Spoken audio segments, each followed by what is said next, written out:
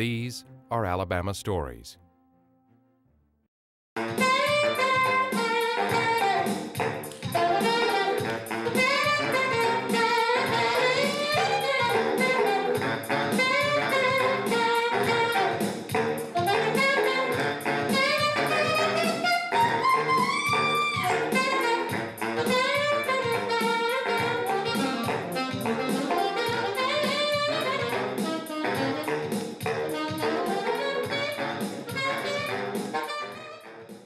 I try to deliver a message rather than, it's not just I mean, music is an international language, and music is a way to communicate with people no matter what language they speak or wherever they're from.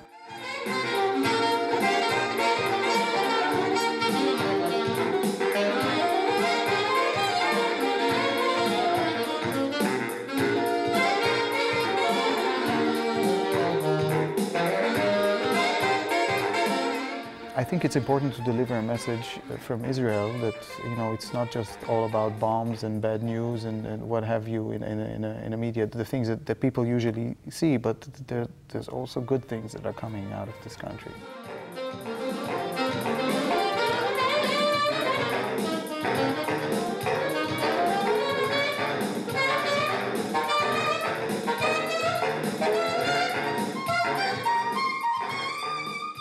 Amir Gwirtzman blends instruments, makes music, performs, and brings people, countries, histories, and cultures together. The internationally known Israeli artist loves sharing his music and knowledge. I think education is a very important thing, and I enjoy sharing that information with school kids or college kids or kindergarten or elderly people. It doesn't matter. This visit to Huntsville gives him the opportunity to reveal facts about music and cultures. It always amazes me time and again when I would play an instrument from a faraway country or faraway culture to find out that, wow, there's a lot of common ground that it shares with sometimes faraway other cultures.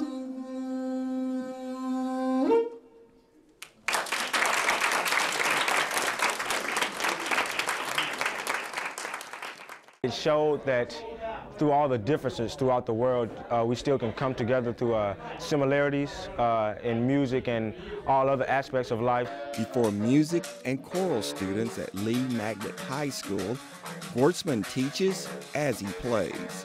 I didn't expect him to be that talented with everything he did as far as putting the flutes through his nose and making music like that and vamping it over so many times, but it was a great experience. He not only just figured out how to play the instruments, but he figured out like why they were made and like the culture that surrounds the instruments. And then I thought that was interesting to how he played them all. Practice, practice, practice. He got up there with different instruments, different numbers of instruments, and he was good at all of them, and you can't be like that without practice.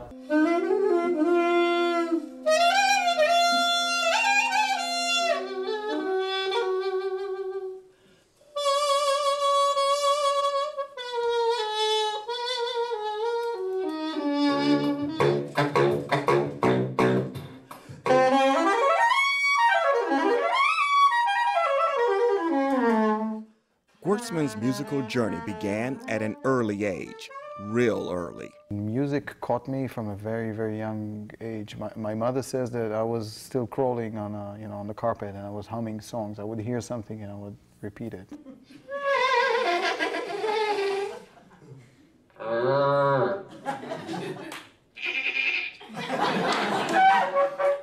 And Israel would be a great place to nurture his skills.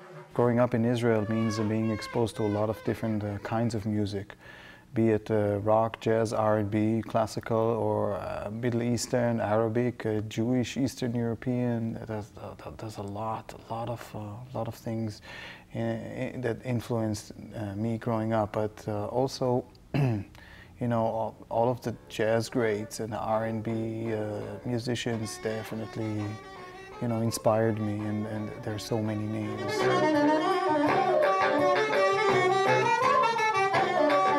Israel is a country of mixtures. It's a crossroad of cultures, East and West, and it's ancient and modern, and it's secular and religious, and it's what have you. So that's why it's there. If you open the radio and you move, from one channel to another on the radio, sometimes you'll get caught in between two stations. So you'll hear R&B from one side and then Arabic music from the other side. So it's that kind of a blend.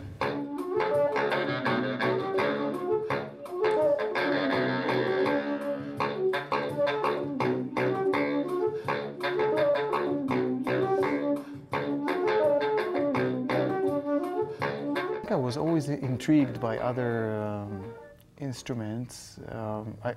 I love the saxophone, and I played a little bit of recorder, but I figured that there are instruments that are related. It's one big happy family, and I kind of, I was kind of eyeing the other family members, and I was like, wow, I wonder what that feels like. And then I tried a little bit of the flute, I tried a little bit of the alto saxophone, a little bit of this, a little bit of that. And slowly but surely, I realized that I can.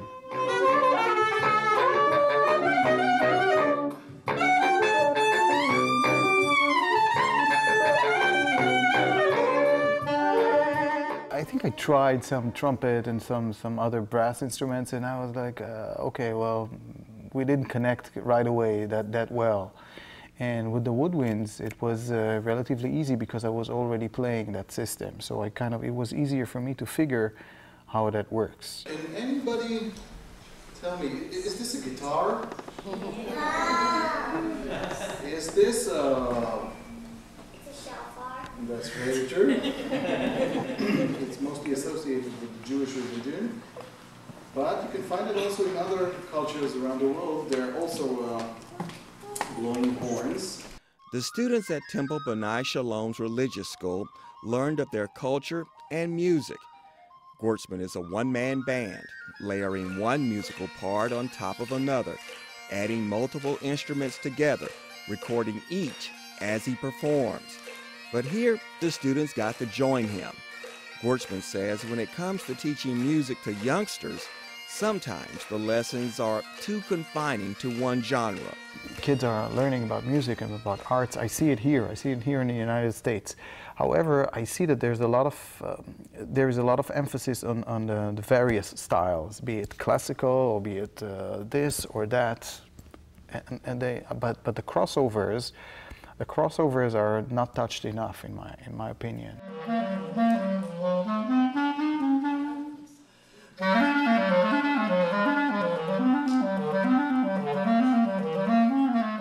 His 4-month visit to the U.S. helps the Goldring-Woldenberg Institute of Southern Jewish Life fill its educational goals. He is the Schusterman Visiting Artist. The Charles and Lynn Schusterman Family Foundation seeks to help Jewish life flourish. It also seeks improving the community as a whole. The Goldring-Woldenberg Institute of Southern Jewish Life includes a museum, recording and preserving history. In addition, the Institute provides various activities throughout a 13-state region, promoting not only education, but cultural understanding. Gwirtzman demonstrates the crossing of cultures through his music, like when playing this Elvis Presley song.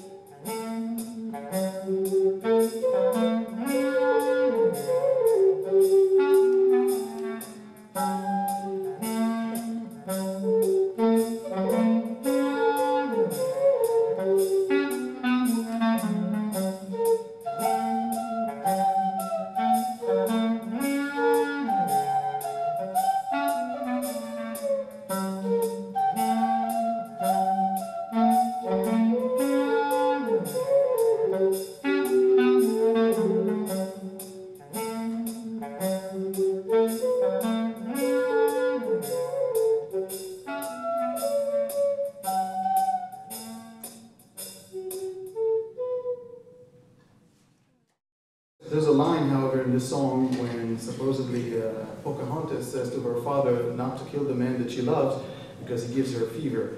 I thought that's why I thought it's appropriate to play it with a Native American flute, at least try. Gwirtzman believes musicians should try to blend more styles. This is more on a personal level. If somebody wants to go and to investigate how that works, it's up to them. But I think it's not enough. It's not enough developed that those crossovers, those common grounds between different styles. And I think that this is essential because usually the best music in the world is coming from those fusions, from different things that different cultures that met each other or different styles and fused into something completely different. This is what keeps nurturing and making that whole music field or arts field more vibrant and more and keeps it developing.